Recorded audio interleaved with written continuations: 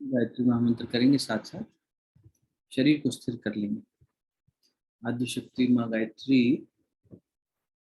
देखो, मंत्र का भाव एक बात होती है और मंत्र का शब्दार्थ एक बात होती है। संस्कृत में शब्दार्थ और भावार्थ दोनों होते हैं। शब्द को ब्रह्म कहा गया है। शब्द में उसका जो मूल है, उसकी जो उत्पत्ति है, मतलब उसमें बहुत कुछ छुपा है, वो कॉन्शियसनेस छुपी है। इसलिए मंत्र की परिभाषा देते हुए हमारे शास्त्र कहते हैं, मननात् त्रायते इति मंत्र। जो मन का त्राण कर दे उसे मंत्र कहते हैं। जैसे कहते हैं ना, हिंदी में एक शब्द बोलते हैं तार देना। भगवान राम ने केवट से कहा कि हमें जरा उस तरफ तार देना, उस तरफ तक उतार देना, है ना। तो एक घाट से दूसरे घाट पहुंचा देना। तो जीवन में मन रूपी मंत्री को मंत्रणा करने के लिए काम आता है। मंत्री का काम होता है मंत्रणा करना, सलाह देना। तो ये जो मन रूपी मंत्री है, जब ये गड़बड़ करने लगता है तो हमारे ऋषि ने कहा कि मंत्र का आधार होना चाहिए। जब मंत्र आधार बनता है तो मन उस पर बार बार बैठना शुरू करता है और मन उसकी शब्दों के पीछे छुपे हुए ब्रह्म को पकड़ने लगता है, उस कॉन्शियसनेस को पकड़ने। इसी को सरल भाषा में कहते हैं कि सूत्र हो या मंत्र हो या जैसे गीता जी के श्लोक हैं, ये ऋषियों की जो वाणी है ना, चाहे वो संस्कृत भाषा में हो, चाहे वो सदुक्कड़ी भाषा हो कबीर की, चाहे वो बिल्कुल ही बंदा बैरागी का तरीका हो कहने का। उज्जड कहा जाता है कबीर की जो सदुक्कड़ी भाषा ना, ये उज्जड भाषा है। उज्जड इसलिए कि इसमें पॉलिशिंग नहीं है। जैसे बुद्ध के प्रवचनों में बहुत पॉलिशिंग है, जैसे कोई माँ बड़े प्यार से समझा रही है। लेकिन कबीर तो पिता की तरह कठोर और एकदम स्ट्रांगली जो है वो कहते हैं कि नहीं, ऐसा नहीं करना, ऐसा करना। पाथर पूजे हरि मिले तो मैं पूजूं पहाड़, एक व्यंग कर रही है। तो कड़क वाणी है कबीर दास जी की। तो किसी भी वाणी में कहा हो, आप जब उस सूत्र पे, उस दोहे पे, उस चौपाई पे, उस श्लोक पे, उस मंत्र पे जब मन को टिकाना शुरू करते हो ना, तो वो खुद को खोलने लगता है। इसलिए अपन जब कभी चालीसा पढ़ते हैं तो उसमें अंत में कहते हैं, जो सत बार पाठ करी कोई छूटई बंदी वहां से कोई। तुलसीदास जी ने कहा, जो 100 बार पाठ कर लेगा वो बंधन मुक्त हो जाएगा। अरे तो बचपन से अब तक हनुमान चालीसा तो 100 बार पढ़ ही ली होगी लेकिन बंधनों से मुक्ति नहीं हुई। क्यों? क्योंकि उस बात की गहराई को पकड़ने का प्रयास ही नहीं किया। मतलब आदमी चलते फिरते गा रहा है, स्नान करते हुए गा रहा है, सब कर रहा है, ठीक है, अच्छा, हर समय लगा हुआ है, कोशिश कर रहा है, लेकिन वो पाठ कर रहा है। जो शब्द बार पाठ ही करी कोई। मैं कहता हूँ कि वो पाठ शब्द का मतलब सिर्फ पाठ मत पकड़िएगा, पाठन तक नहीं। पाठन करने वाले तो कबीरदास जी ने कहा ना कि पोथी पढ़ पढ़ जग मुआ पंडित भयानक। पढ़ पढ़ के थोड़ी ना हो जाएगा। स्वाध्याय, स्वाध्याय मतलब उसका अध्ययन करना गहराई से, और जब उसका फिर उच्चारण करें तो समझ में आना चाहिए क्या बोल रहे। अभी हम लोग थे रिट्रीट में, जब हमारी हेमलता जी अभी हैं साथ में, लोग तो एक एक मंत्र पे हम बैठते थे, क्या कहना चाह रहा है ऋषि। किसी ऋषि ने शोध करके वो मंत्र हमारे लिए सहज उपलब्ध करा दिया। अब हम उसने हमने क्या है, हमें क्योंकि सहजता से मिल गया ना, हमें तब तो करना नहीं पड़ा उसको करने के लिए। तो हम वाणी से भले ही शुद्धता अशुद्धता रही हो, चलो कोई बात नहीं, परमात्मा को तो ये सब तो व्याकरण से थोड़ी मतलब है। लेकिन फिर भी उस पूंजी को खोलने के लिए सही तरीके से उसे बोल पाना, चलो नहीं वैदिक तरीका आता, गुरु ने तब कर लिया। जैसे गायत्री महामंत्र बोल देते हैं तो बोल देने का बेटा हमने कर लिया है, अब आप कैसे भी करोगे ना आपको फलित होगा, लेकिन भाव रखना बेटा। इतनी शर्त तो रखनी पड़ेगी कम से कम कि भावना से कर। गायत्री महामंत्र गुरु मंत्र जब करते हैं या कोई भी मंत्र आप करते हैं, भाव से जुड़ा करिए। कहीं सुने तो भी कि जब कह रहे हैं कि तत्सवितुर्वरेण्यम, उस परमात्मा सत्ता का वर्ण हो रहा है ना, तो लगना चाहिए कि यहाँ कुछ वर्ण किया। वर वधु कहते हैं ना, वधु वर का वर्ण करती है, मैं आपको धारण करती हूँ, इसलिए नारी श्रेष्ठ है। नारी धारण करती है घर को, पति को धारण करती है, फिर उससे जुड़े हुए संबंधों को धारण करती है, धरती की तरह सहनशील होती है, ग्रहणशील होती है, उपजाऊ होती है, जीवन को गृहस्थी को आगे बढ़ाती है। इसलिए नारी को माँ के समान पूजा जाना चाहिए। वहाँ देवता भी रमण करते हैं, कहते हैं ना अपने यहाँ। तो इसलिए वर्ण करना, अब वर्ण करने वाले को भी समझ में आना चाहिए किसका वर्ण कर रहा है। वर्ण होना भी श्रेष्ठ का ही चाहिए, श्रेष्ठता की परिभाषा भी सही होनी चाहिए। तो जो हमसे बेहतर है वो कौन है? परमात्मा है। पैसा हमसे बेहतर है क्या? मनुष्य का दुर्भाग्य देखो कि हमारी, हम खुद को बुद्धिमान कहते हैं, प्रबुद्ध कहते हैं कि देखो हम पढ़े लिखे हैं, समझदार हैं, इंटेलिजेंशिया, ओहो हम इंटेलेक्चुअल हैं। लेकिन हमारी मूर्खता देखिए कि हम अपनी वास्तविकता को इतना छोटा, इतना अधम बनाए हुए हैं कि हम पैसे को अपने से बड़ा मानते हैं। तभी तो कहते हैं इसके पास पैसा है, ओहो ये पैसे वाला है, ये समझदार है। पैसा कैसे समझ से बड़ा हो गया? हमने खुद को पैसे का अधीन बना लिया, हमने खुद को बाहरी ज्ञान का अधीन बना लिया। अरे हम तो चैतन्य सत्ता थे, यही तो भगवान याद दिला रहे अर्जुन को, तू तो चैतन्य स्वरूप है। आज जिन श्लोकों का अध्ययन करेंगे रजोगुण के बाद तमोगुण वाला, तमोगुण में भगवान अर्जुन से कहेंगे, हे कुरुवंश के अर्जुन, अरे अभी तक तो पांडव पांडव कह रहे थे, अभी तो पाप रहित अर्जुन कह रहे थे। जब तमस की व्याख्या करने आए तो कह दिया कौरवों में जन्मे हुए। वंश तो कुरु कौरवों का ही था ना, बड़े थे, बड़ों से वंश का नाम होता है। हे कुरुवंशी, याद दिला रहे हैं, देख कुरुवंश के तेरे कितने भाइयों ने तमस को धारण किया, तेरे चचेरे भाई, बाबा के भाई बच्चे जो है, इन्होंने कितने लोगों ने, पूरे पूरे सब के सब। तो इसीलिए एक को छोड़कर बाकी सब तो 99 ऐसे ही थे। इसलिए देखना चाहिए कि जब भी मंत्र का उच्चारण सुने या करें, भाव प्रधानता होनी चाहिए, शब्द का मायना समझ में आना चाहिए। जब कह रहे हैं परमात्मा का वर्ण हो रहा है तो फिर वर्ण फील होना चाहिए। फिर चाहे एक ही बार ही मंत्र का उच्चारण क्यों ना करें, 100 बार कर लिया, एक माला जप ली और कोई वर्ण नहीं हुआ तो ठीक नहीं बात नहीं। और फिर उसके बाद भर्गो देवस्य धीमहि, तो कुछ है प्रकाश जो मेरे अंदर के अशिव को मिटा रहा है, भर्ग कर रहा है, यानी जला दे रहा है, यो ना कुछ हो जाता है, और मेरी बुद्धि को निखार के प्रज्ञा बना के सही रास्ते पर आगे बढ़ रहा है। ठीक है ना? तो उस भाव से जुड़िएगा। शरीर को स्थिर कर लें, दोनों हाथ गोद में रखें, नेत्र कोमलता से बंद करें। आद्य शक्ति गायत्री, आद्य शक्ति गायत्री, आद्य शक्ति गायत्री। आद्य मैंने सबसे पहली शक्ति, जिससे पहले इससे परे कुछ ना हो। जिस हिरण्य गर्भ से, प्रकाश पुंज से सृष्टि का उद्गम हुआ, उससे कह रहे हैं, हे सविता हम आपका वर्ण करते हैं। अपने अंतःकरण में, अपने हृदय स्थान पर, अपनी अंतर्गुहा में आपका वर्ण करते हैं, और आपसे प्रार्थना करते हैं कि हमारे भीतर के अशिव को मिटाकर देवत्व को जगा दीजिए और बुद्धि को श्रेष्ठ मार्ग पर आगे। मेरे अकेले की नहीं, हम सब की सामूहिक प्रार्थना है। संघम शरणम गच्छामि, बुद्धम शरणम गच्छामि, धम्मम शरणम गच्छामि। बुद्धि धर्म की शरण में जाए और फिर हम सब संघ की शरण में जाए। ओम भूर्भुवः स्वः तत्सवितुर्वरेण्यं भर्गो देवस्य धीमहि धियो यो नः प्रचोदयात्। गुरु तत्व का वर्ण करेंगे हृदय स्थान पर। जीवन में सही दिशा दिखाने वाला, अंधकार का नाश करने वाला, वो ज्योति पुंज, प्रकाश पुंज, शक्ति पुंज, उसे गुरु कहते हैं। कोई व्यक्ति नहीं, शक्ति है गुरु। अंधकार का नाश करने वाली शक्ति, अज्ञान का नाश करने वाली शक्ति अर्जुन के जीवन में भगवान कृष्ण के रूप में प्रकट हुई। हम भी अपने जीवन में अंधकार का नाश हो पाए ऐसी व्यवस्था बनाए। उस गुरु तत्व से प्रार्थना कि माँ की तरह हाथ पकड़ के लालन पालन करें और पिता की तरह रास्ते पे चलना सिखाएं, दिशा दें।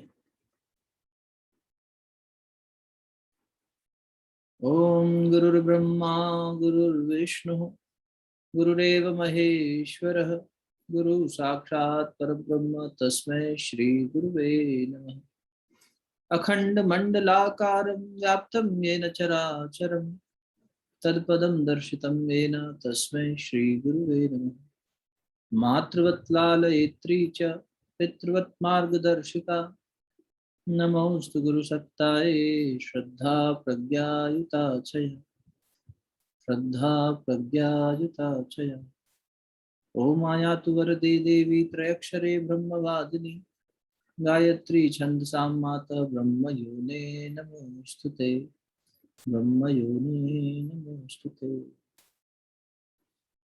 दोनों हथेलियों को आपस में मिलिए। प्राप्त ऊर्जा को, दिव्यता को मुखमंडल पर, हृदय स्थान पर स्पर्श करें। बहुत बहुत प्रणाम सभी को, साधुवाद। हम लोग कल की चर्चा को ही आगे बढ़ाएंगे। स्वाध्याय में क्रम चल रहा है, भगवान 3 गुणों की व्याख्या कर रहे हैं अर्जुन को 14वें अध्याय में। सतोगुण की व्याख्या हम लोग पढ़ चुके हैं, समझ चुके हैं, कुछ हद तक उस पर गहन चिंतन मनन कर चुके हैं। कोई प्रश्न मेरे पास आया नहीं है, तो आशा करता हूँ कि सब लोगों तक बात सही तरीके से पहुंची। दूसरा तमोगुण, सॉरी रजोगुण पर बात होगी आज। तो रजोगुण का श्लोक फिर से ले लेते हैं, 14/12। कल भगवान ने बताया हमें कि जब लोभ जीवन में आने लगे, कैसे पता लगे कि रजोगुण कैसे आ रहा है, तो उसके जो सूचक हैं, आइडेंटिफिकेशन हैं, वो ये है कि सबसे पहले तो लोभ आने लगे, प्रवृत्तियां उठने लगी, नए कर्म आरंभ होने लगे राग की अभिलाषा से, मुनाफे की अभिलाषा से, आसक्ति की अभिलाषा से, और अशम यानी अशांति और स्पृहा, ये सब चीजें जब जीवन में आने, इसको उल्टा भी पढ़ सकते हैं तो भी एक श्रृंखला बनती है। सबसे पहले स्पृहा हुई, ये चाहिए मुझे, आवश्यकता है। फिर स्पृहा जो हुई, उसकी वजह से अशांति पैदा हो गई। अशांति पैदा हो गई कि अब इसको कैसे लाएं, कैसे पाएं, जो भी चीज के बारे में हमारी चिंतन हुआ।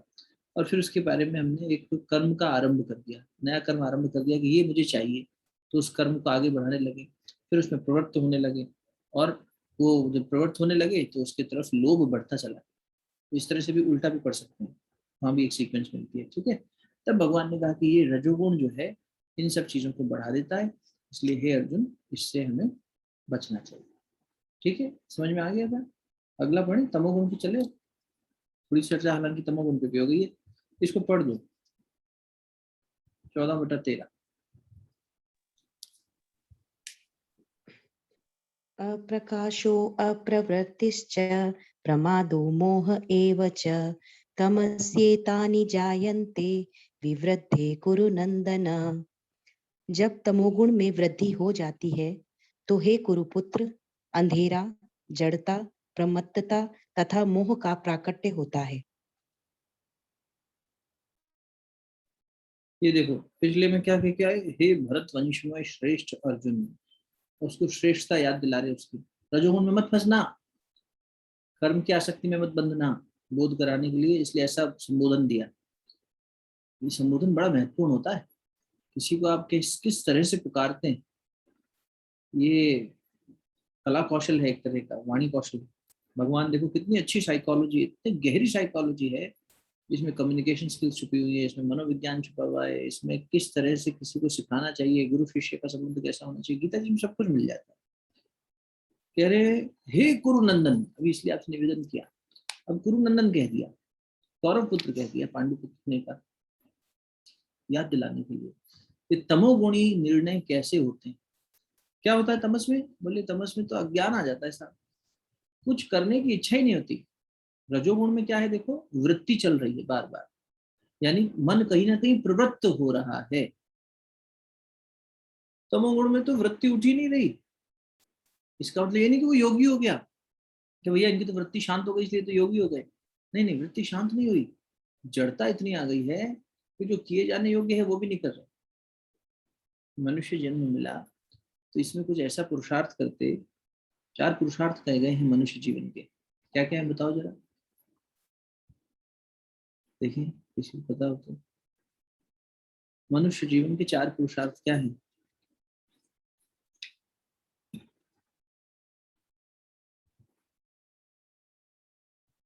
कोशिश कीजिए, सही गलत कुछ भी नहीं है, जो मन में है बताइए।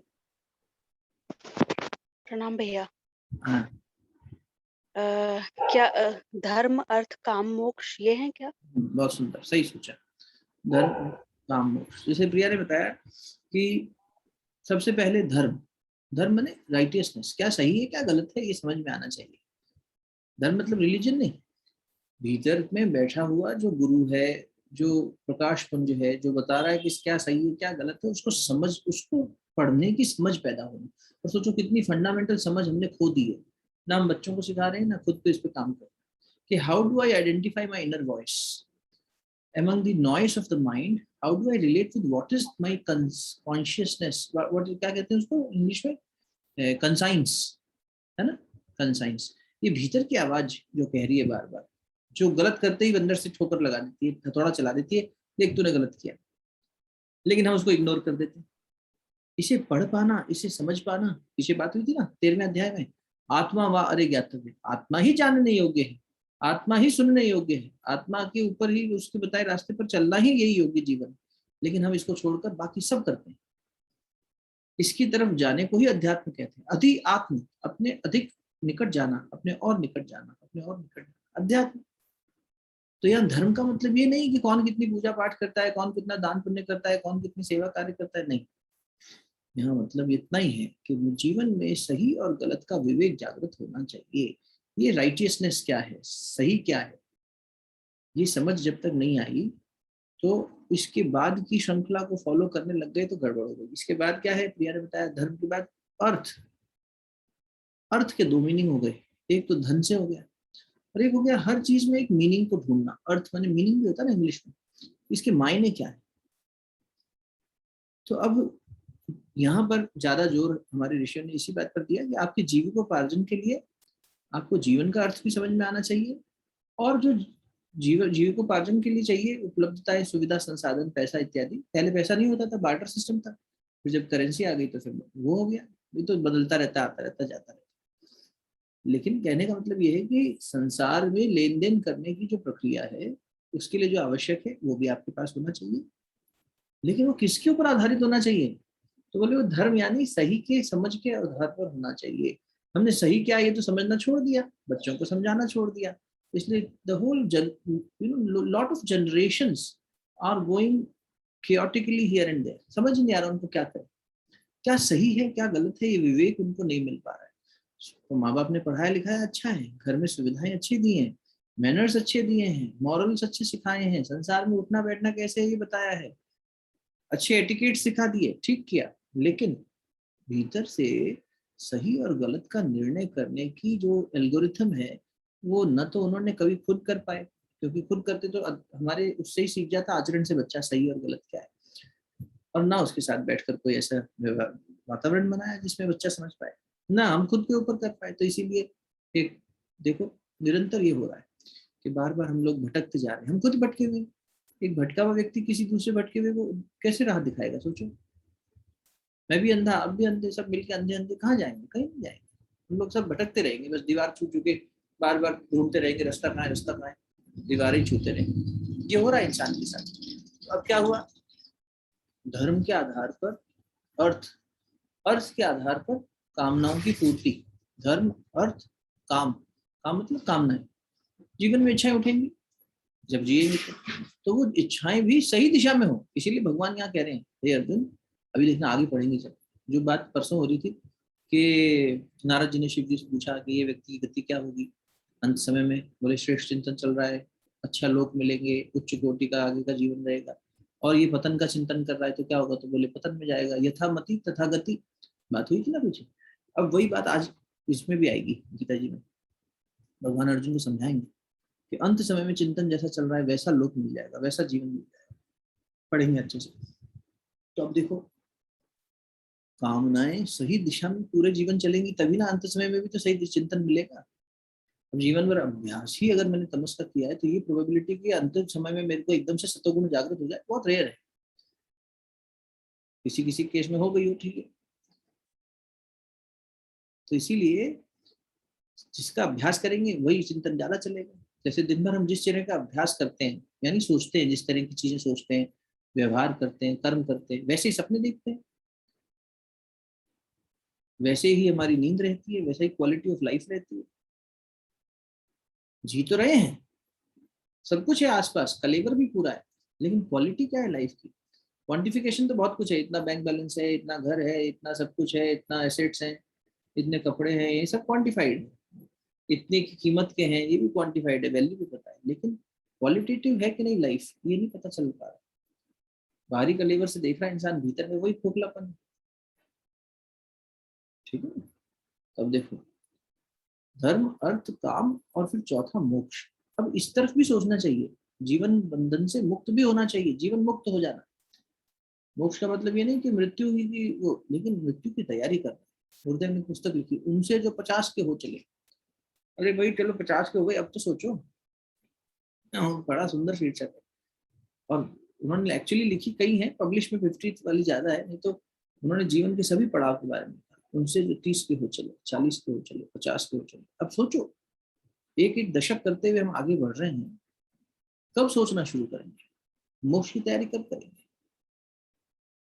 जितना जल्दी हो जाए उतना कर देनी चाहिए। आए थे हरि भजन को, होटल लगे कपास, तो उसी में फंस जाएंगे, दिक्कत हो जाएगी। कामनाएं किस दिशा में जा रही हैं, ये जब अर्थ समझ में आएगा, जीवन का अर्थ क्या है, और अर्थ कब समझ में आएगा, जब वो समझ पैदा होगी तब ना समझेंगे। वो समझ ही नहीं है, विवेक ही हमारे पास नहीं, तो कैसे जानेंगे कि अर्थ क्या है? तो धर्म अर्थ काम मोक्ष, 4 पुरुषार्थ। अब अर्जुन को समझा रहे हैं, हे कुरु नंदन, आइए, आप सोए नहीं अभी, आ जाओ, आ जाओ। गोपा जी सोए नहीं आज। हे कुरु नंदन, हे कुरुओं के वंशज, हे अर्जुन, अब तुम ये देखो कि तुम्हारे भाइयों ने कितने गलत किया, और क्या हुआ? सब अज्ञान की वजह से फंस गए। उसमें क्या, किसमें फंस गए? आलस में फंस गए, प्रमाद में फंस गए, और निद्रा में फंस गए। 3 चीजों में फंस गए। मतलब तमोगुण किस चीज को बढ़ाएगा? सबसे पहले आलस को बढ़ाएगा, प्रमाद को बढ़ाएगा। पहले निवेदन कर दिया आपसे, शरीर की टालने की वृत्ति को आलस करो। शरीर से जो कर्म करना है उसको अगर हम टालते रहे, उसे आलस्य कह दिया। और मन से जब किसी कार्य को करना हो और उसको टालते जाए, प्रमाद हो गया। मन के लिए भी कुछ करना है, टालते गए टालते गए, आज नहीं कल करेंगे, यहाँ मन। भाई शरीर, कुछ तो इतने आलसी हो गए जो शरीर से किया जाना था। अरे उठ के दांत मांज ले, स्नान कर ले, सीधा बैठ जा, अपना खाना परोस ले, कुछ तो कर ले भैया अपना। ऐसे ऐसे होते हैं जीवन में अनुभव लोगों को। आज सुबह हम भोर में 5 बजे बैठे थे एक दीदी के साथ, वो यूएस में रहती है, उसका भाई यहाँ रहता है, माता जी भी साथ में थी, बड़ी दुखी थी। 24-25 वर्ष का बालक है। बोले भैया उसको ना कहूँ तो हफ्ते भर ना नहाए, ऐसी स्थिति। और कह दूं तो किस बात का बुरा मान जाए पता नहीं, क्लेश हो जाता है घर में, कैसे करें? हम लोग गीता जी पढ़ रहे हैं, आप पढ़ोगे? देखो। चलो बैठ जाओ। तो भगवान क्या कह रहे हैं कि तमस क्या लेकर आ रहा है? सबसे पहले आलस लेकर आ रहा है, प्रमाद लेकर आ रहा है, और घोर निद्रा लेकर आ रहा है, अज्ञान ही अज्ञान लेकर आ गया। इस वजह से तमस, तो आपने अगर पहले पढ़ा आपको याद हो, तो सतोगुण तो आसक्ति किसकी होती है? सतोगुण में सुख की और इसकी ज्ञान की। रजोगुण में आसक्ति किसकी होती है? कर्म के फल की। और जो तमोगुण है, इसमें किसी से बंधना नहीं पड़ता, ये तो खुद ही ज्ञान को ढक देता है, एकदम अंधेरे में ले जाता है। तमोगुण तो घोर अनर्थ हो गया एक तरह से, एकदम ही पतन की तरफ चले गए। आगे की श्लोक पढ़ेंगे तो और खुलेगा, जब भगवान कहेंगे कि सतोगुण की दिशा में गति कैसे होगी, अगले जन्म में, अंतिम समय में हमारा क्या गति है, क्या चिंतन है, उस हिसाब से गति क्या मिलेगी, थोड़ा वो भी पढ़ते हैं तो और खुलेगा। कोई प्रश्न है अभी इसमें? आए तो बताना। ले लो अगला 14/14। यदा सत्त्वे प्रवृद्धे तु प्रलयं याति देहभृत् तदोत्तम विदाम लोकान अमलान प्रतिपद्यते। जब कोई सतोगुण में मरता है तो उसे महर्षियों के विशुद्ध उच्चतर लोकों की प्राप्ति होती है। देखो, जिस समय सतोगुण बढ़ा हुआ हो, उस समय यदि देहधारी मनुष्य मर जाता है तो वह उत्तम वेत्ताओं के निर्मल लोकों में जाता है। मरते समय अगर चिंतन सतोगुण में चला गया। इसे कहते हैं कृपालुता भगवान की। जीवन में अब सोचने की बात है, बहुत बड़ा भयंकर श्लोक है, समझने की बात है कि यदि जीवन भर किसी ने तमोगुणी कार्य किया हो या रजोगुणी कार्य किया हो, वैसा जीवन जिया हो, और अंत समय में वो सतोगुण की तरफ बढ़ जाए किसी कारण, कोई भी अनायास ऐसी व्यवस्था बन गई कि उसका सतोगुणी चिंतन हो गया, और उस समय उसने अगर देह छोड़ी तो उसे उत्तम लोक मिलेंगे। अगला भी पढ़ लो, फिर उसके बाद अच्छे से समझ लेंगे, फिर अच्छे से उसको करेंगे। चलो अगला देख लो। रजसी प्रलयं गत्वा कर्मसङ्गीषु जायते तथा प्रलीनः तमसि मूढ़योनिषु जायते। जब कोई रजोगुण में मरता है तो वह सकाम कर्मियों के बीच में जन्म ग्रहण करता है, और जब कोई तमोगुण में मरता है तो वह पशु योनि में जन्म धारण करता है। देखो, कोई व्यक्ति ने जीवन जिया, पूरा जीवन में घोर अनर्थ पाप किए, तमोगुणी कार्य किए। रजोगुण पाप को पैदा करता है और कुछ नहीं पैदा कर सकता, रजोगुण से पाप पैदा होता है। क्यों? क्योंकि उसमें वासनाएं हैं, कामनाएं हैं, इच्छाएं हैं, अहंकार है, लोभ है, मोह है। तमोगुण और रजोगुण मिलकर ये सब पैदा करते हैं, तो इससे जीवन पाप ही पाप जन्म देता है। सतोगुण ही पुण्य पैदा कर सकता है। तो अब ये सतोगुण जो है, ये पाप करने वाला व्यक्ति जो है, रज और तम में जो जिसने जीवन बिताया, वो अंत समय में किसी तरह सतोगुणी हो गया, तो भगवान कह रहे हैं उसको ऊंचा लोक मिल जाएगा। अरे बाप रे, ये कितनी बड़ी घोषणा हो गई। और किसी व्यक्ति का जीवन अगर अच्छा चल रहा था, मान लो मरते मरते हमारे मन में राग उत्पन्न हो गया, अरे नहीं अभी नहीं मरना, हमें इसके शादी ब्याह देखना है, इसका ये देखना है, उसका वो देखना है। जीवन भर अच्छे कार्य किए, लेकिन मरते समय राग आ गया, आसक्ति आ गई, तो हमें वो कह रहे हैं कि मनुष्य योनि मृत्यु लोक में जाना पड़ेगा, मतलब बार बार यही जीवन मरण के बंधन में चलना पड़ेगा। और अगर हम तमस में चले गए गलती से, तो तामसिक होने के नाते मूढ़ योनियों में जन्म लेना पड़ेगा। मूढ़ योनि कह दिया, यही कल जो बात हो रही थी, पशु बन गए, पक्षी बन गए, या पौधे बन गए, लताएं बन गए, पेड़ बन गए, वृक्ष बन गए, इस तरह। तो अच्छा भैया, ये तो बड़ा उलटफेर है, ये तो न्याय व्यवस्था समझ में नहीं आई। जिसने जीवन भर अच्छा किया, उसने अंत में बुरा कर दिया, तो उसको आपने पेड़ बना दिया। जड़ भरत कहानी याद है ना, कल चर्चा हुई थी, कल या परसों। जड़ भरत जीवन भर सतोगुण में जिए, अंत समय में एक हिरण में उनका मन बैठ गया, वो भी बच्चे की देखरेख करते करते उसमें प्यार हो गया, उनको आसक्ति आ गई। अब उसने उनका शरीर छूट गया, तो आपने उनको हिरणी बना के पैदा कर दिया अगले जन्म में। अन्याय लग रहा है ना। और फिर कोई व्यक्ति अगर तमोगुणी हो, पापी हो, घोर नारकीय कर्म किए हो, भगवान की पत्नी का ही हरण कर लिया हो, पर नारी पर उसने जो है कुदृष्टि रखी हो, और उसमें भी भगवान की पत्नी का ही हरण कर लिया, तो बोले उसका भी अगर अंत समय में उसे राम याद आ गया रावण को, तो उच्च कुल में चला जाएगा, उच्च लोक में चला जाएगा। देखो, उत्तम लोक मिलेंगे, उत्तम वेताओं के निर्मल लोक। तो इसका मतलब हम जीवन भर कुकर्म करते चले, अंत समय में अच्छा सोचेंगे तो अच्छा हो जाएगा। आ रहा है ना मन में डाउट?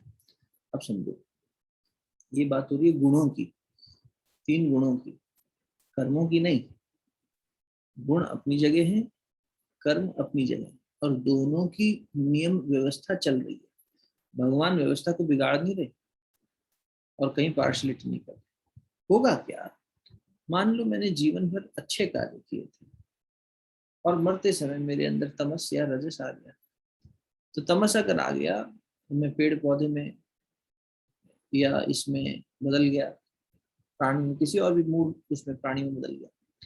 तो अब जड़ भरत जीवन भर भक्त थे, उपासक थे, सतोगुण में थे, इसलिए जब हिरण का शरीर मिला ना, तो कर्मों का संचय, कर्मों का जो कर्माशय था, यानी कर्म जो पिछले जन्म के थे, वो नहीं खत्म हो गए। ये तो उनकी यथामति तथा गति, जैसे चिंतन चल रहा था, अगला स्वरूप वही हो गया, और वो स्वरूप होके भी जैसे ही उन्होंने वो जीवन पूरा किया, फिर से मनुष्य योनि में आए। पुराना संचित कर्म अच्छा था, तो अच्छी जगह जन्म लेके फिर से भक्ति करते हुए निर्वाण को प्राप्त हो। लेकिन जिसने बुरे कार्य किए होंगे उसको जब मृत्यु नसीब होगी, तो जब वो रजोगुण में अगर चला गया तब तो वैसी ही संगत ढूंढेगा। मृत्युलोक मनुष्य बन बन के बार बार आएगा और वैसी संगत ढूंढेगा जहाँ तमस पूरा होता हो, जहाँ रजस पूरा होता हो, जहाँ पर उसकी भोग विलास की इच्छाएं ये पूरी होती है, तो वो तो उसी साइकिल में फंसा रह जाएगा। और अगर किसी के अंदर सतोगुण भी आ गया, हालांकि इसकी संभावना कम है, लेकिन आ ही जाए, मान लो कि जीवन भर हमने अभ्यास किया था गलत का, अंत समय में चेतना अच्छी दिशा में चल दी, तो भी कर्म का क्षय नहीं हुआ अभी। अगला जन्म उसे अच्छा मिल जाएगा, अच्छे इसमें आ जाएगा, परिवेश में ठीक परिवार मिल जाएगा, साधन संपन्न मिल जाएगा, सुविधाएं मिल जाएंगी, लेकिन पुराने पापों का जो कर्म फल है वो तो उसे तब भी भोगना पड़ेगा, क्योंकि पाप किए थे ना, सतोगुण के अतिरिक्त जो किया वो सब पाप। गुरुदेव का एक सदवाक्य, पाप अपने साथ 4 चीजें लेकर आता है, याद रखना, रोग, शोक, पीड़ा, पतन। पाप अपने साथ 4 चीजें लेकर आता है, रोग, शोक, पीड़ा, पतन। जब हमने पढ़ा, जब भी हम बीमार होते थे हमने कहा लो पाप आ गया हमारा सामने, कोई ना कोई पाप किया होगा तो बीमारी बन के सामने आ रहा है, रोग बन के सामने आ रहा है, शोक में है, अरे घर वाले नहीं समझ रहे, अरे हमारे इस अपने के साथ अन्याय हो रहा है, अरे उसने ऐसा कर दिया, अरे उसने ऐसा कर दिया, हमारा घाटा हो गया, इसने धोखा दे दिया, हमारे साथ छल हो गया। ये शोक किस लिए हो रहा है? ये तो सिर्फ माध्यम था, निमित्त था, मेरा ही पाप था जो सामने आया। पीड़ा हो रही है, या फिर चेतना का ही पतन हो रहा है, हम और अधम में जा रहे हैं, पाप हमें और नीचे खींच रहा है, तमस में खींच रहा है बार बार। पाप किससे उत्पन्न हो रहा है? रजोगुण से, राजसिक वृत्तियां पाप पैदा करवा रही। इतना सूक्ष्म है, देखो कर्मों का फल और कर्मों का गति। गुरुदेव ने एक जगह लिखा, जब तुम बाहर सड़क किनारे खड़े होकर जीभ लपलपा के कुछ खाते हो ना बेटा, और एक गरीब बच्चा या गरीब व्यक्ति वहां से गुजरता है और वो देखता है कि ये तो खा रहे हैं अपनी गाड़ी से उतर के और हम नहीं खा पा रहे, उसकी उस ऊर्जा का असर तुम पर होता है, तुमने उसमें हीनता पैदा कर दी, अपनी शान के चक्कर में तुमने उसे छोटा महसूस करा दिया, पाप हो गया। इतना गूढ़ साइंस है कर्मों का।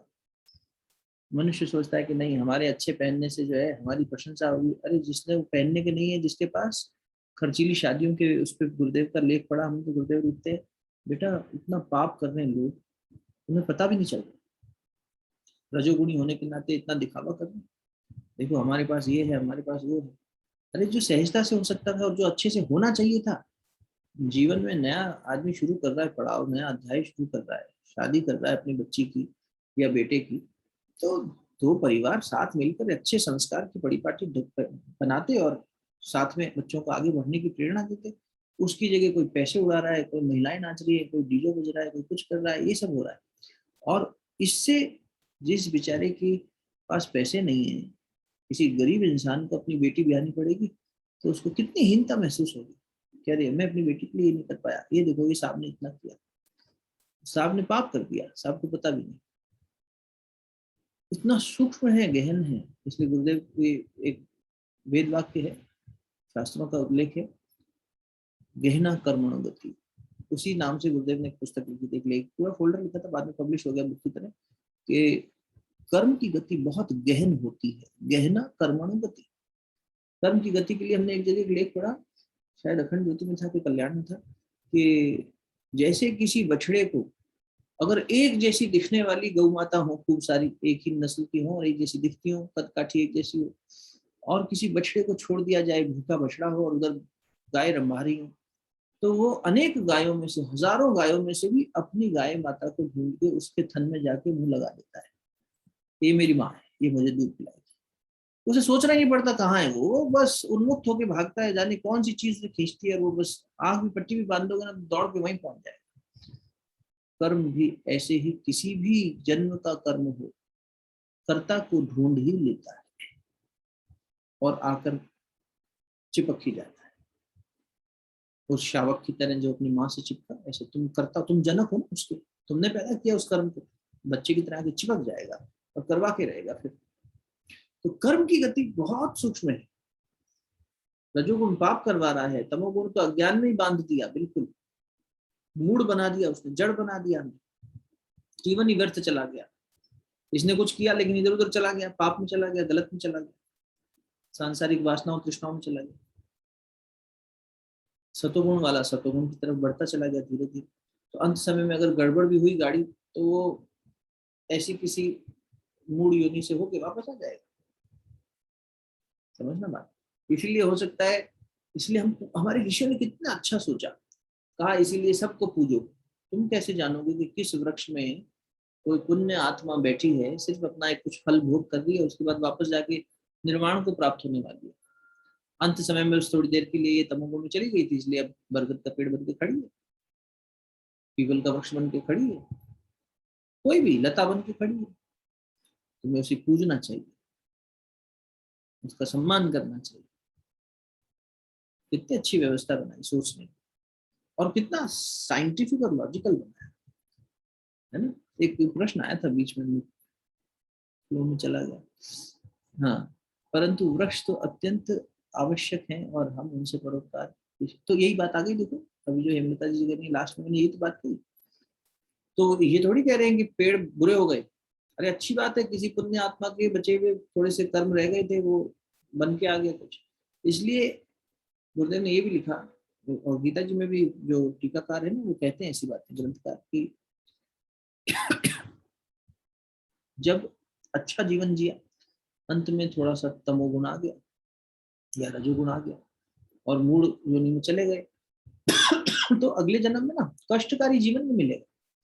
देखो पशु योनि से जो आते हुए धीरे धीरे धीरे धीरे ऊपर बढ़ रहा है, वो तो सड़क पे लात भी खा रहा है, किसी की पत्थर भी खा रहा है, मार भी खा रहा है, ऐसा भी होता है। और ऐसे पशु भी दिखते हैं जो सात्विक जीवन जी रहे हैं, या जो गोद में ही बैठे हैं मालिक की, अच्छा मालपुआ खा रहे हैं, मस्त कार में घूम रहे हैं, एसी में घूम रहे हैं, सोने की चेन भी पहनते हैं आजकल ऐसे पशु। तो उसमें उसमें यह है कि उनको फिर आगे की यात्रा में कष्ट नहीं होगा। लेकिन जहाँ कष्ट मिल रहा है वहां समझना चाहिए कि ये गति ठीक नहीं है। ये तो चलो, ये तो फिर वो इवोल्यूशनरी प्रोसेस के थ्रू आगे बढ़े। लेकिन कुछ केसेस, अच्छा एक बात और समझो, ये तो एक सिद्धांत हुआ, लेकिन ये एक्सेप्शनल बात है। सोचकर देखें मोटी बुद्धि से, तो जिस चीज का अभ्यास रहेगा वही चीज घटित होगी। मैं ऐसा सोचूं कि नहीं, अच्छा ये तो लाइसेंस मिल गया, भगवान ने खुद कह दिया जीवन भर तू अनाचार कर, अंत समय में सतोगुण सोचना और मैं तुझे कुछ लोग में ले जाऊंगा क्योंकि तू मेरी शरण में आ गया। स्वाभाविक है। तो 99% मुझे लगता है केसेस में ऐसा नहीं हो सकता कि जीवन भर चिंतन और कर्म किया गलत और अंत समय में अच्छा सोच ले, कैसे संभव है। जैसे अगर हम नींद को मृत्यु मान लें, दिन भर मैंने चिड़ चिड़ चिड़ ऐसा कर्म किया, राजसिक किया, वासनात्मक किया, भोग वाला किया, तो रात को सपने भी वैसे देखूंगा, शरीर भी वैसी प्रतिक्रिया देगा। अरे हमने इतना भोग किया, देखो हमारा शरीर जो है, अरे एसिड बन रहा है, अरे गैस बन रही है, अरे वात हो रहा है, अरे कफ बन रहा है। इंसान वैसे ही जी रहा है ना, शरीर भी बता रहा है वैसा। तो मृत्यु रूपी नींद में हमें वो गति नहीं मिली। दिन भर जैसी गति रही, जैसी मति रही, वैसी रात को गति मिली ना। तो फिर ऐसा कैसे हो सकता है कि जीवन भर गलत करने वाले को अंत समय में परमात्मा ही ज्ञान प्रकट कर दे, तो हाँ ठीक है, रावण को समझ में आ गया कि राम है मेरा काल है और इसी में मेरी कल्याण है, तो ठीक है। लेकिन वो भी रास्ता ठीक नहीं है। हम क्यों रावण बन के राम को प्राप्त करें, क्यों ना विभीषण बन जाए, और मेहनत कर लेंगे तो लक्ष्मण और भरत की श्रेणी में भी आ सकते हैं। अरे छोड़ो, बंदर से ही बन सकते हैं, वही हनुमान जी बन जाएंगे। लेकिन ये कौन सी समझदारी है कि हम रावण के रास्ते से चल के राम को प्राप्त करेंगे। हम पाप करते करते इतना हीन हो जाएंगे कि भगवान को आके कुछ ऐसा करना पड़ेगा और फिर हम कहेंगे अच्छा भैया चलो भगवान हो गया। हम इतना पनिशमेंट ले लेके स्कूल पास करें, कक्षा पास करें, परीक्षा पास करें, क्या जरूरत है। अच्छे से पढ़ के ही कर लेते हैं, समझ में भी आ जाएगा सब कुछ, लीला का हिस्सा भी बन जाएंगे, परमात्मा की लीला से हिस्सा भी बन जाएंगे। समझ रहे ना। तो इसीलिए ये होना ही पहले तो बहुत संभव नहीं, जो बात कही गई है ये तो अपवाद बता दिया, ये तो एक चरम स्थिति बता दी। यदि कोई व्यक्ति इस स्थिति में पहुंचते पहुंचते ऐसा हो भी गया तो मैं हूं Arjun, I will look after. हाँ लेकिन कर्म भोग भोगना पड़ेगा, चाहे वो थोड़े समय के लिए ही सही। काकभूषणी जी कहते हैं, वो रामायण जी में काकभूषणी जी जब कथा सुना रहे हैं, काकभूषणी जी अपनी कथा सुनाते हैं कि एक बार वो भगवान रामचंद्र जी को देखने लगे बाल रूप में, तो उन्हें इतने अच्छे लगे कि उनका मन हुआ कि मैं राम जी को जाके स्पर्श करूं। तो कौवे के रूप में थे, जाके उन्होंने अपनी चोंच से स्पर्श किया। अब वो कहानी बड़ी लंबी है, लेकिन उनको कई जन्मों से गुजरना पड़ा अपने कर्म के समय। और वो बताते हैं कि फिर मेरे को जो है ये भी ऐसा क्यों हुआ, मैं कौवा ही क्यों बना, इससे पहले मैं एक सर्प था, मैं सर्प क्यों बना, सांप बन के मुझे जीवन क्यों बिताना पड़ा। तो पता लगा कि वो लोमस ऋषि के शिष्य थे, और वो शिष्य थे तब उनसे कुछ भूल हो गई थी, तो गुरु के प्रति द्रोह होने के कारण उनको कुछ ऐसी योनियों से गुजरना पड़ा। तो उस कर्म का नतीजा ऐसा निकला कि उन्हें कभी सांप बन के, कभी ये बन के, कौवा बन के ऐसा जीवन जीना पड़ा। लेकिन भगवान की जब उन पर कृपा दृष्टि हुई, तो वो कौवा जो कि पंछी जगत में बहुत निम्न माना जाता है, वही श्रेष्ठ काकभूषणी जी बन गए, भक्तों की श्रेणी में गिने जाने लगे, भगवान की कथा कहने लगे, भगवान का चिंतन करने लगे। होगी ना कृपा। तो ऐसे एग्जाम्पल्स एक्सेप्शनल होते हैं, और ये बताने के लिए होते हैं कि भाई देखो ये भी संभावनाएं हैं, भगवान सभी के प्रति कृपालु है। जैसे एक भेड़ चलाने वाला चरवाहा, कोई भेड़ ऐसी हो, वैसे तो भेड़ एक दूसरे के पीछे पीछे चलती है, लेकिन फिर भी ये चलो गाय चलाने वाला ग्वाला हो, कोई भी चरवाहा अपने पशुओं को हमेशा नजर में रखता है और सबको घर लेके जाता है। हम कितने भी नालायक हों, और माँ कह लो, पिता कह लो, परमेश्वर कह लो, वो हमें घर तो ले ही जाता है। अब वही है कि हम राजी राजी होकर चल रहे तो और अच्छा, सहजता से पहुंच जाएंगे। और अगर हम न रजाई चलना, बिना राजी हुए चले, तो भी चलना तो पड़ेगा, भगवान तो हमें लेके जाएंगे, भगवान का तय है। परमात्मा ने तय कर लिया कि अब ये व्यवस्था बनेगी, व्यवस्था बनेगी। अब ठीक है, जो हो हल्ला मचाएंगे, शोर मचाएंगे, वो मार खा के सीखेंगे। और जिनको लग रहा है कि नहीं ये व्यवस्था ठीक है, इसके साथ बढ़ना चाहिए, वो उसको कॉम्प्लीमेंट करेंगे, लीला का हिस्सा बनेंगे, श्रेष्ठता का वर्ण करेंगे अर्जुन की तरह। तो समझदारी तो इसी में हुई ना, कि हम अर्जुन बन के महान हो जाएं। भगवान खुद कह रहे हैं, हे अर्जुन मारा मैंने ही है सबको, सब खत्म है, ये मैं रिजल्ट बता रहा हूँ तेरे को, पर मैं चाहता हूँ कि श्रेय तू ले ले, तेरे स्वजन ले ले, जो सत्य के साथ खड़े हैं उनको श्रेय मिल जाए।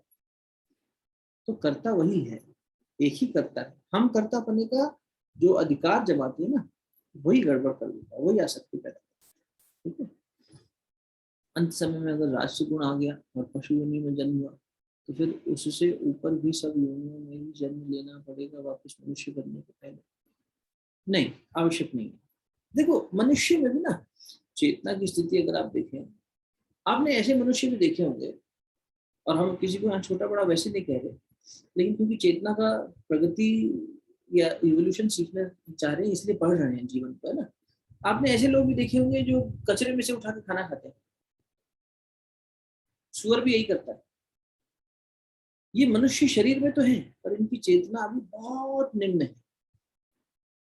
अब देखो फिर अपवाद हो सकता है, तो खुद ही भगवान शिव चंडाल बन के आ गए कचरे में से, मतलब एकदम। कहते हैं कि एक स्थिति ऐसी आ गई थी विवेकानंद जी की, जब शिकागो चले गए थे, तो वो जो कार्यक्रम था वर्ल्ड कांग्रेस, वो पोस्टपोन हो गया, आगे बढ़ गया। तो उनको जो राजा ने पैसे देके भेजे थे सब समाप्त हो गए, महंगा शहर था। तो अब वो रहने लगे फुटपाथ के किनारे, भिक्षा वगैरह कुछ नहीं करते। वहां ना ऐसे डब्बे रहते हैं, बड़े बड़े कंपार्टमेंट्स रोड साइड पे, उसमें सो जाते हैं रेग पिकर्स वगैरह, लोग सो जाते हैं, रेस्ट कर लेते हैं। और कचरे भी उसके आसपास व्यवस्थित रूप से कचरा भी रखा रहता है। तो विवेकानंद जी को भी वहां समय बिताना पड़ा, इतनी ठंड बढ़ गई, सब कुछ हो गया, तो उनको उस कंपार्टमेंट में जहाँ कचरा फेंका जाता है उस डब्बे में बैठना पड़ा ठंड से अंदर बचने के लिए। और दाढ़ी बढ़ गई थी, सब कुछ हो गया, लेकिन उन्होंने कहते थे भगवान व्यवस्था बनाएगा, हम कुछ नहीं करेंगे, हम कहीं से कुछ नहीं लेंगे, हम बस भगवान की व्यवस्था करेगा उसमें चलेंगे। तो उनको वो कंपार्टमेंट में भी स्वेच्छा से नहीं बैठे थे। रात को फुटपाथ पे लेटना मना है, भारत में ऐसा नहीं है, हालांकि कम जगह पे है, वहां पर बिल्कुल सकती है। तो वो डंडा मार के चलो अंदर सो, तभी बनाया तुम्हारे लिए, सड़क पे काहे सो रहे? तो उनको वैसी व्यवस्था उस तरह से लेनी पड़ी। ऐसा नहीं कि उनको ठंड लग रही थी इसीलिए। कई बार लोग ये, एक पुस्तक आ गई शंकर जी ने लिखी थी, the monk as a man, Penguin publications की। उस पुस्तक से कई लोगों ने गलत मतलब भी निकाल लिया। विवेकानंद के व्यक्तित्व को जब एज अ मैन यानी एज अ एक व्यक्ति की तरह देखा जाए तो उनकी क्या क्या आचरण थी, तो उस दृष्टि से पढ़ने में लीला को समझना बड़ा गूढ़ होता है। अच्छा, श्रुति तो अनम्यूट हो गई। तो इसलिए चेतना की दृष्टि से देखोगे ना गति का, तो ये क्या है कि जैसे मनुष्य शरीर तो ले लिया, लेकिन अभी भी चेतना पशु की ही। तो वो इवोल्यूशनरी प्रोसेस में ऐसा होता है कि मनुष्य जन्म लेके धीरे धीरे रिफाइन होकर आगे बढ़ते बढ़ते ये भी व्यवस्था बनती है। तो उस हिसाब से कहा जाता है कि ये बहुत ही बेबी सोल है, अभी अभी अभी मनुष्य जन्म मिलना शुरू हुआ है। फिर मनुष्य जन्म में भी तो पूरा प्रगति का पूरा एक यात्रा चलती है ना, कि मनुष्य से फिर देवत्व की तरफ बढ़े, फिर देवता की श्रेणी में भी और ऊपर जाने पे परमहंस की श्रेणियां आती है। तो ऐसे बहुत ऊंची ऊंची श्रेणियां बनती चली जाती है। ऐसा नहीं है कि बस ये सीमित हो गया यहीं पे सब कुछ हो जाएगा, नहीं। तो जैसे वही धारणा करने लगते हो किसी चीज पे कॉन्सेंट्रेशन, तो ध्यान की अवस्था में पहुंचते हो, फिर ध्यान में इतनी लंबी यात्रा करते हो, तब समाधि में पहुंचते हो, फिर समाधि में भी सबीज समाधि भी है, निर्बीज समाधि भी है, तो उसमें भी चरम तक पहुंचते हो। तो हर एक लेवल पे भी तो डिग्रीज है ना, एक स्केल है उसमें भी। अब हम पहुंच तो गए कॉलेज में, हम कॉलेज स्टूडेंट हो गए, लेकिन वहां पर भी फर्स्ट ईयर से लेकर लास्ट ईयर तक हमें पढ़ना तो पड़ेगा, जितना लंबा हमारा सब्जेक्ट की रिक्वायरमेंट हो। हम पीएचडी कर रहे हैं, पीएचडी भी अभी आप क्या कर रहे हो, उसकी शुरुआत के में ही लगे हुए हो, अभी आपका सिलेबस सबमिट हुआ है कि पीएचडी अवार्ड होने में तो बहुत टाइम है, जब तक सबमिट नहीं होगा अवार्ड नहीं होगी। तो इसीलिए ये उसमें पहुंचना हुआ मनुष्य जीवन में, लेकिन मनुष्य जीवन में भी फिर उसमें भी कई बार जन्म लेते लेते लेते निखरते चले जाना। तो वो ये कर्म, इसीलिए बार बार कहा जा रहा है, coming back to where we were, कि कर्म प्रधान जीवन है ये मनुष्य का। तो कर्म पे नजर रख, ये सतोगुण की तरफ बढ़ रहे हैं, तमोगुण की तरफ बढ़ रहे हैं कि रजोगुण, तो केवल सतोगुण पुण्य पैदा कर रहा है, तो इस दिशा में चल रहा है, इसी तरफ प्रेरित होता रहे। ये राग द्वेष में फंसेगा, ये लोभ में फंसेगा, मोह में फंसेगा, ये अरे मेरे दादा मेरे बाबा मेरे गुरु मेरे ये मेरा वो, अधम को प्राप्त होता है। और कह दिया कि तू कुछ भी करके मेरी शरण में आएगा, तेरे सारे योग क्षेम मैं कर लूंगा, तेरे कर्मों का क्षय मैं कर लूंगा, आ जा। अगर शरणागति हो जाए फिर वो और ऊंची अवस्था हो गई। देखो एक और लेवल का एक्सेप्शन खोल दिया भगवान ने, कि अगर कोई सब समर्पित करके मेरे उसमें आ गया, तो उसके कर्मों का भी लेखा जोखा जो है मैं संभाल लूंगा, चाहे कितना ही घोर अनाचारी पापी क्यों ना, लेकिन उसने अगर गलती का स्वीकार किया है और सही सरेंडर भाव में आया, तो मैं देखूंगा कि what best can be done, योगक्षेम में करूंगा। इतना बड़ा आश्वासन कोई दे सकता है जिंदगी में? सगे माँ बाप नहीं दे सकते बच्चों को, तू जो मर्जी गलत कर ले मैं देख लूंगा। वो भी देखेगा तो अहंकार में देखेगा, तो मेरी पॉलिटिकल पावर है, मेरे पैसे की पावर है, मेरी लाइसेंस है एक्सेट्रा, और वहां भी चलेगी कि नहीं मालूम नहीं, वो भी किसी की जीवजूरी करके काम कराना पड़ेगा। भगवान ऐसा सच्चा साथी कोई नहीं है जीव का। जब तक द्रौपदी पुकारती रही पतियों को, सब सक्षम होने के बाद भी कुछ नहीं कर पाए, दो कौड़ी के दुर्योधन के बंधन बने रहे, बंदी बने रहे, कुछ नहीं कर सके, चाहे धर्मराज हो और चाहे भीम हो चाहे कोई भी। नकुल सहदेव तो बाण चला देते थे, ज्योतिष तक का ज्ञान था दोनों, कुछ नहीं कर पाए, और भगवान को पुकारा तुरंत देखो। तो जीव का साथी भगवान ही है।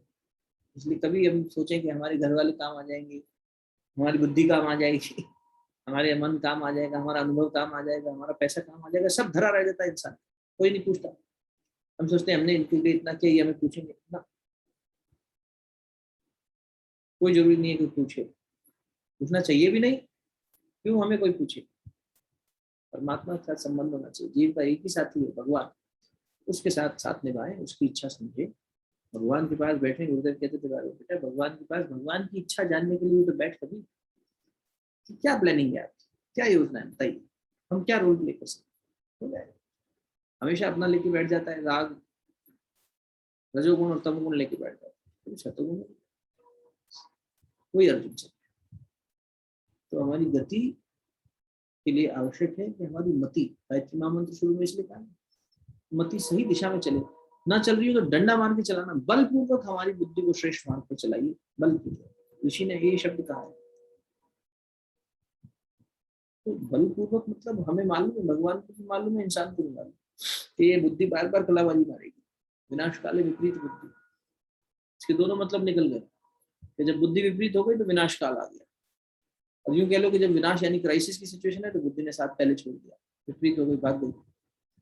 सोचो इस पर आधार लेकर चल रहे हैं, अपने इंटेलिजेंशिया पर सोच रहे हैं कि हमें बहुत पढ़ा लिखा हो गया, हमने बहुत समझ लिया, हमने बहुत अनुभव कर लिया, हमने देखो बच्चों की शादी भी कर दी, हमने ये भी कर दिया, हमने इतने बड़े बड़े डिसीजन ले लिए, और अब हमारा अनुभव हमें लगता है कि हमारे को तार देगा। नहीं, गलत फहमी है इंसान की। परमात्मा की शरणागति ही संभल सकती है और कुछ नहीं। अर्जुन को वही समझ, कोई समझा। ठीक है ना? और कोई प्रश्न? नहीं तो फिर शांति पाठ करते हैं, शेष बात कल करेंगे। यथा मति तथा गति। तो रोजमर्रा में हमारी मति, हमारे कर्म सही बनते चले जाए तो बात करते हैं। चलिए शांति पाठ करें। चलिए शरीर स्थिर कर लीजिए। परमात्मा चेतना से यही प्रार्थना जो शुरुआत में कही कि हमारी मति ठीक है, सबको सम्मति दे भगवान। ओम देव शांति अंतरिक्ष गम शांति पृथ्वी शांतिराप शांतिरौषधय शांति वनस्पतयः शान्तिर्विश्वे देवाः शान्तिर्ब्रह्म शान्तिः सर्वत्वं शान्तिः शान्तिरेव शान्तिः सामा शान्तिरेधि। ॐ शान्तिः शान्तिः शान्तिः सर्वारिष्टस्य शान्तिर्भवतु। दोनों के लिए अच्छे से आपस में मिलिए। प्राप्त हुई दिव्यता को मुखमंडल पर, अपने हृदय स्थान पर और नाभि स्थान पर स्पर्श। बहुत बहुत प्रणाम। कल मिलेंगे।